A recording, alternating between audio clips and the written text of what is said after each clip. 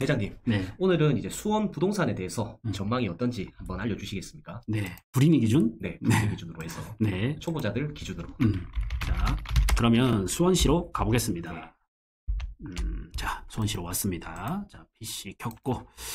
자, 이제 수원인데, 기본적으로 이 부동산 투자를 분석할 때는 바텀업 방식이 있고 탑다운 방식이 있어요. 그러니까 쉽게 말해서 이 나무 한 그루 한 그루가 얼마나 알찬지를 보는, 그리고 주변의 숲은 어떻는지 보는 방법이 있고, 숲을 먼저 보면서 나무를 파고들어가는 방식이 있는데, 저는 탑다운 방식을 되게 선호해요. 탑다운 방식. 그래야 이제 좀 더 제대로 보인다 할까? 그래서 수원이라 하면 수원이 어떤 도시인지를 알아야 되겠죠. 네. 그럼 기본적으로 이제 수원의 인구를 알아야 됩니다. 자, 수원시 인구.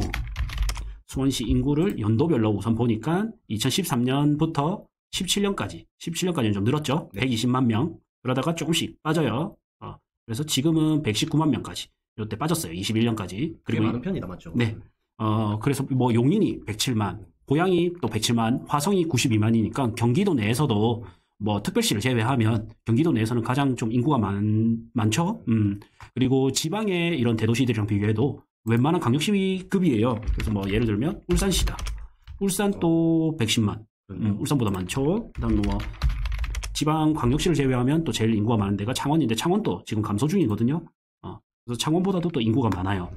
그래서 다시 수원으로 돌아오면, 수원은 인구 100만 이상 도시이기 때문에 자체 에너지도 굉장히 강하겠다. 이렇게 볼 수 있고, 그 다음에 이제 수원의 지리적 위치를 잘 봐야 됩니다. 그래서 수원이고, 이게 수원이죠. 카카오맵에서 수원이라고 그냥 검색하면 이렇게 빨간 선으로 나와요. 네. 그 다음에 법정 경계를 해서 주변에 어떤지 봐야 됩니다. 위에 의왕시가 있고, 용인 수지, 용인 기흥구, 남쪽으로는 이렇게, 남쪽으로 해서는 화성시가 둘러싸고 있어요.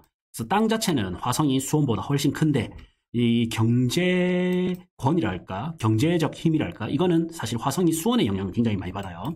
자, 그리고 좌측에, 서측에는 안산시 상록구, 그 다음에 딱 붙어 있지는 않지만 군포시, 의왕시가 있습니다.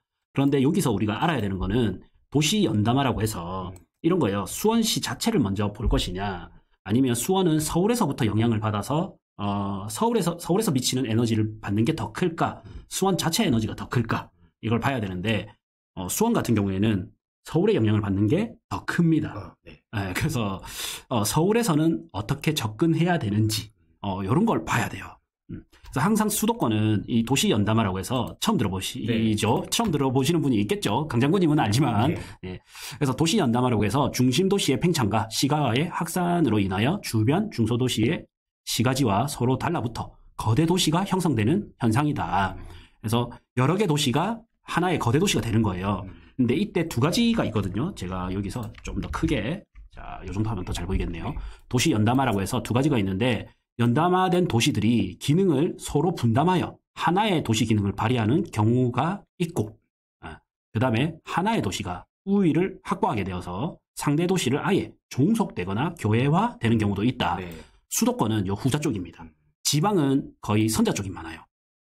뭐 경남으로 가보면 네. 뭐 진주는 거의 배우 주거지, 혁신도시가 있죠. 사천은 항공산단, 일자리, 네. 남해는 관광, 또 전라도 쪽에 가도 여수, 순천은 배우 주거지, 여수는 관광, 뭐 광양은 뭐 일자리, 산업, 네. 일자리, 이렇게 해서 하나의 기능을 서로 분담하는데, 서울 수도권은 그냥 아예 서울의 영향을 받습니다.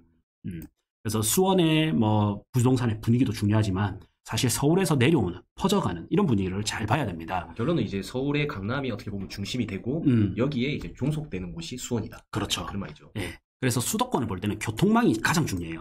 그래서 수원은 4개의 행정구역이 있죠. 장안구가 있고, 팔달구가 있고, 권성구가 있고, 영통구가 있어요. 그래서 아무것도 모르는 상태에서 본다면 지금 강남이 여기 위에 있죠. 네. 그래서 장안구가 강남에서 가장 가까워요. 그런데 시세를 보면 어떨까? 항상 이런 고민을 하면서 봐야 돼요. 그래서 시세를 보니까 장안구가 1,600만 원대, 팔달구가 1,700, 영통구가 2,100, 권성구가 1,400만 원대예요. 이거는 왜 가까이 있는 그렇네요. 장안구가 3인 거예요. 4개 구 중에 3이고, 영통구가 좀 눈에 띄게 압도적으로 비싸죠. 네. 그 다음에 이제 팔달구, 그 다음 장안구, 권성구단 말이에요. 그러면 여기에 답은 대부분은 뭐에 있냐면 교통이 있어요. 그러면 팔달구에서 교통이 뭐가 있지? 보는 거예요. 교통이 뭐가 있지 보니까, 여기 광교 신도시가 있고, 요거를 지적 편집 들어가면 색깔이 달라져서 나옵니다. 이렇게. 그래서 요런 색깔은 구도심, 요런 색깔은 신도시. 그래서 여기는 신도시가 있으면서 신분당선, 이 빨간색 노선이 있구나. 그럼 신분당선은 어떻게 흘러가는지 보는 거예요. 그래서 여기 신분당선이 있고 요걸 타서 보니까 쭉 올라가 봐요. 네. 올라가 보니까 여기가 이제 용인 수지죠. 자, 이게 더 가겠죠. 그 다음에 여기 분당이 나오고, 분당도 지나가네요. 그렇죠. 판교도 지나고, 그 다음 바로 여기서 이렇게 둘러가는 게 아니라 요거를 바로 어떻게 양재 지나서 강남으로 넣어버려요. 예. 그러니까 강남 접근성이 굉장히 뛰어난 거죠. 좋은 노선이다, 맞죠? 그렇죠. 그러면 여기서 내가 강남을 찍어서 하나 더 봐야 돼요. 강남을 찍어서 강남역을 하나 찍고 길찾기에서 출발을 해요. 뭐 도착을 해도 되고, 네. 그 다음에 여기 한방에 가잖아요. 그 다음에 여기 광교 좀 중심지를 봐야 되겠죠. 네. 광교 중앙역을 찍고 길찾기에서 도착을 합니다. 50분, 차량으로 50분, 역으로는 34분. 환승 없이. 환승 없이 3,050원에 34분 만에 갑니다. 그러니까 이래 되니까 이해가 되죠. 이 이유 때문에 그러면 가격이 비싼 거네요, 아파트. 그렇죠. 일단 강남 접근성이 뛰어나고 신도시고 이 두 가지 이유 때문인 거죠. 그 다음에 이제 권성구, 팔달구 뭐 이래 4개의 구가 있었죠. 장안구 이래 있었는데 장안구에서는 노선이 뭐가 있지 하니까 안 보입니다. 뭐가 보이냐면 지하철 1호선이 보여요. 성균관대역 보이고, 팔달구에는 뭐가 있지 하니까 여기 마찬가지로 지하철 1호선, 그 다음에 노란색의 수인 분당선이 있습니다. 그 다음에 권성구를 보면 이제 사실 이것도 수원역에 가까우니까 이렇게 있는데 배우 주거지를 보니 막 그렇게 큰 아파트들은 아직까지 많이 안 보여요. 그러면 여기서 이를 봤을 때 팔달구가, 그 다음에 이제 지적 편집도로 해서 보면 더 잘 보이겠죠. 노선은 팔달구가 4개 구 중에서 가장 중심에 있구나. 그래서 수원시 자체적으로는 여기 팔달구가 중심지 기능을 했겠구나. 그런데 이제 신도시가 들어오면서 이 신도시가 주거지로서는 큰 역할을 했겠다. 이렇게 예측할 수가 있죠. 그 다음에 이 수원역에서 이렇게 보면 지금 현재는 여기가 또 찍어보는 거예요. 이 노선이 어떻게 가는지. 자, 이게 이제 저는 수원의 가장 큰 문제점이었다. 그냥 아쉬움이었다. 이렇게 생각을 하거든요. 1호선 말씀하시는 그렇죠. 거죠? 그래서 1호선 노선을 보니까 노선이 어떻게 되냐면 요렇게 해서 요렇게 가다가 뭐 이거를 좀 지울게요. 이 노선을 수원역에서 이렇게 가다가 의왕을 지나서 뭐 여기서부터 점점 문제가 생기는데, 자, 강남이 요 우측 위에 있거든요. 안양에서. 근데 둘러갑니다.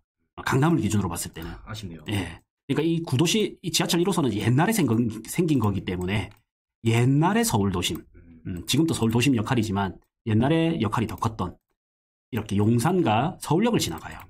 그러니까 강남은 안 지나간단 말이에요. 그러네요. 우선. 그러면 우리가 딱 드는 생각이 어떤 생각이 드냐면 여기가 강남이죠. 조금 이렇게 가면 안 좋을까, 뭐 요런 느낌으로 가면 안 좋을까 싶은데 이런 느낌의 노선이 없는 거죠.